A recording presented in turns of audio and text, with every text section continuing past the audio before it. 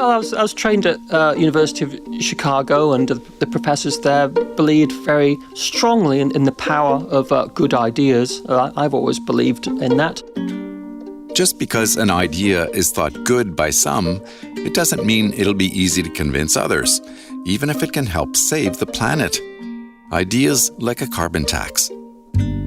So I've always thought that we should always focus on what ideally countries should be doing and providing quantitative analysis to back that up. But at the same time, we have to think creatively about how can we improve the acceptability of the best policies. And also think creatively about, well, if we can't do the ideal policy for now, what are some next best alternatives that mimic some of the advantages of the ideal policy? Ian Parry knows a good idea when he sees one and has championed carbon pricing to reduce global carbon emissions long before it was fashionable or even considered feasible by more than a handful of countries. Parry works in the Climate Policy Division of the IMF's Fiscal Affairs Department and has made it his mission to present, on behalf of the institution, the benefits of incorporating climate risks into the cost of doing business through a carbon tax, an idea that will be on the agenda at the upcoming COP28 meeting in Dubai later this month. Why do you think carbon pricing is such a good idea? Well, I think there are three advantages of carbon pricing. First of all, it's effective at cutting emissions, as carbon prices are reflected in higher prices for fossil fuels, electricity, energy-intensive goods. That promotes across-the-board incentives to reduce energy use and shift towards cleaner fuels. Secondly, it can provide a strong fiscal benefit, easily more than offset any extra fiscal costs from having to compensate low-income households or the government investing in clean technology infrastructure. So you can raise extra revenues, improve the fiscal balances, and use that revenue for lowering taxes on workers and firms or funding investments for sustainable development goals. And then thirdly, carbon pricing can be straightforward to administer if it takes the form of a carbon tax, charge on the carbon content of fossil fuels that can just build off existing capacity for collecting excises on fuels.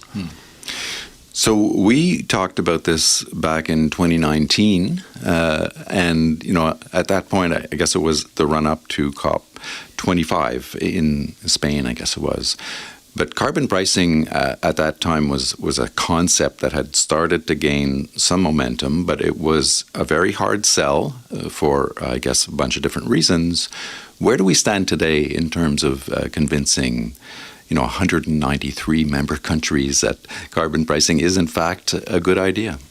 Well, you're right that there is momentum for carbon pricing. It's now operating in nearly 50 countries, whereas 20 years ago, carbon pricing didn't exist apart from in some Scandinavian countries. So there is momentum, and we've seen prices in the EU trading system rise to 90 euros per tonne.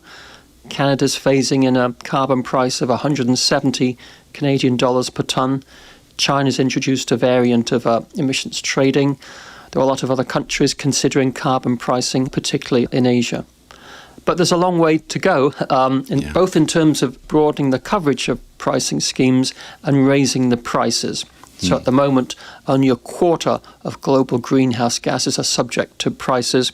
And then if we average across emissions which are priced and those which aren't priced, the global average price is only about $5 per tonne, whereas we need measures equivalent to a global carbon price upwards of $80 per tonne by 2030 to get on track with temperature goals. So why is this such a hard sell? I mean, it sounds so reasonable and it sounds like a great solution, the way that you describe it. Why is it such a hard sell? Well, I think it's because carbon pricing has significant impacts on raising energy prices, which in turn imposes significant burdens on households and firms, particularly firms competing in international markets. So it's important to enhance the acceptability of pricing so that for households we can use a small portion of the revenues are needed from carbon pricing to compensate low-income households. But the bulk of the revenues can be recycled back to households, perhaps in income tax cuts, perhaps in funding more schools or infrastructure projects. So that helps build support for the program.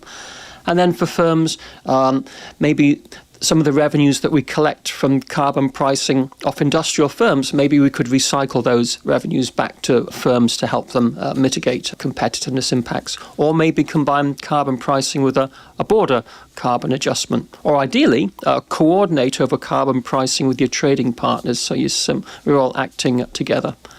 But there is a balance between carbon pricing and other instruments. Pricing will need to be reinforced by sectoral-based measures, which are less efficient than carbon pricing, but have greater acceptability because they avoid a significant increase in energy prices. So, for example, we recommend the use of fee-based schemes here. These provide a sliding scale of taxes on products, activities that have high emissions intensity, and a sliding scale of rebates for products or activities with low emissions intensity.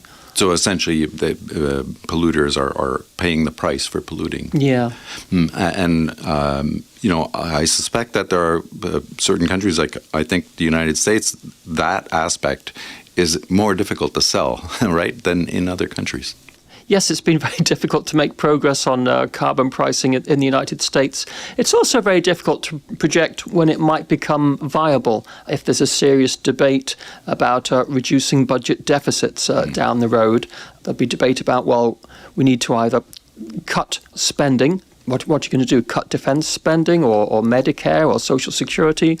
Or which taxes are you going to raise? You're going to impose higher Social Security taxes, higher corporate? None of those is very palatable. But, a carbon tax is in the mix there as well. And that, besides raising revenue, it helps you make progress on your climate commitments. So there is a pretty significant fiscal element to all this. Yeah. And the numbers are huge, whichever way you look at it. I mean, in terms of investment required to find some technological solutions to this problem, the International Energy Agency says somewhere around $4 trillion. How much of that investment do you think is going to have to come from private sector investment, and how keen is the private sector in jumping into the climate technology game? Yeah, I mean, the huge bulk could be promoted in the private sector and should be, because the private sector is the most, with the right incentives, that they'll provide the cost-effective investments. So because it's mostly, households adopting heat pumps or electric vehicles, steel companies shifting towards electrified processes, power generators shifting towards renewables plants. So maybe 70-80% or more of the investment should be done through the private sector, ideally.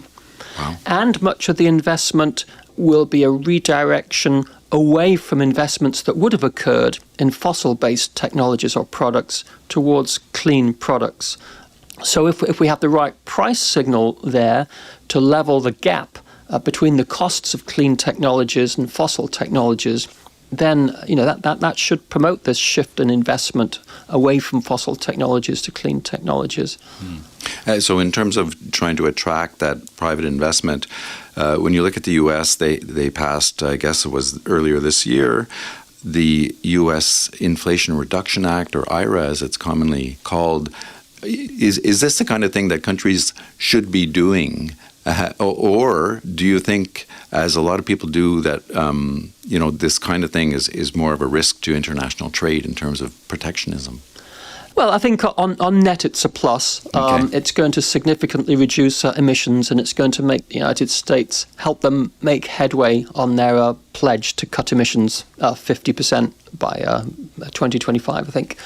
But it's an inefficient approach for various reasons. One is that it focuses on a much narrower range of behavioural responses or mitigation opportunities than carbon pricing. So, for example, in the transport sector, this approach of subsidising electric vehicles, it won't encourage people to shift from fuel-inefficient gasoline vehicles to fuel-efficient gasoline vehicles, and it won't encourage them to drive less.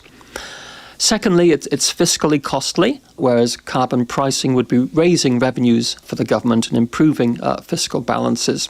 And then thirdly, because of the local content requirements, it's creating a lot of trade tensions.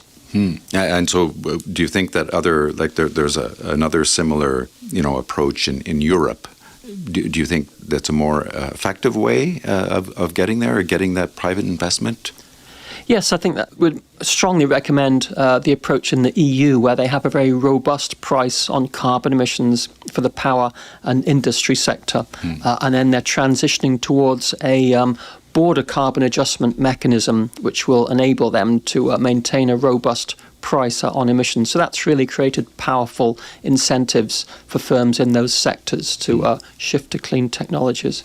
And you mentioned earlier a global carbon tax, or at least a global consensus on carbon pricing. How feasible do you think that is, given that the US and China, the two biggest carbon polluters, are so far apart on this? That's true, but I think there's grounds for optimism as well. So what we've proposed is a price floor arrangement among the large emitters, with prices that are differentiated according to development level, so higher for advanced countries, and countries have the flexibility to use other instruments so long as they achieve equivalent emissions outcomes as meeting the price floor would. So it's a pragmatic approach with prices aligned to get global emissions where they need to be by 2030 for the temperature targets. But I do think there's grounds for cautious optimism. I mean, it's in the interests of these large emitters like China and India, both of whom are especially vulnerable to climate change. It's in their interests to see the world succeed and keep temperatures below 2 degrees Celsius. So they have a strong incentive to try and galvanize global action. India, their main concern, quite rightly, is to get assistance for their clean energy transition so they can put on the table, well, we'll raise our coal tax to $25 per tonne by 2030 if in return we receive a transparent amount of funding each year, which they could negotiate over. But more generally, I mean, over 190 countries are moving ahead with decarbonisation strategies over the next few decades. So I think it's just inevitable that sooner or later some group of countries will start coordinating over mitigation policy, whether it's in Latin America or Asia. And once coordination starts happening at a regional level, you could envision it catalyzing action at the global level. Mm-hmm. And how effective do you think that these COP meetings that happen every year, how effective is that in terms of trying to bring countries together and achieving the climate goals, reducing carbon? Well, I mean, progress is made on different aspects of the climate problem at these COP meetings, but in terms of the essential element, which has to be a scaling up of global action, we think some other forum is needed. That is, ideally, the large emitters would get together in a side agreement and have a concrete plan for aligning their policies and emissions with global temperature goals. And so you'd have a much smaller group of countries representing the majority of global emissions, but you would have a much more focused negotiation among that smaller group. Well, Ian Parry is the principal environmental fiscal policy expert here at the fund in the Fiscal Affairs Department. Thank you so much. Thank you for having me. Again, Ian Parry works in the Climate Policy Division of the IMF's Fiscal Affairs Department. You can learn more about his work in climate mitigation policy at imf.org. And you'll find more IMF podcasts on Apple Podcasts or wherever you get your podcasts. You can also follow us on X, what used to be Twitter, at IMF_podcast. I'm Bruce Edwards. Thanks for listening.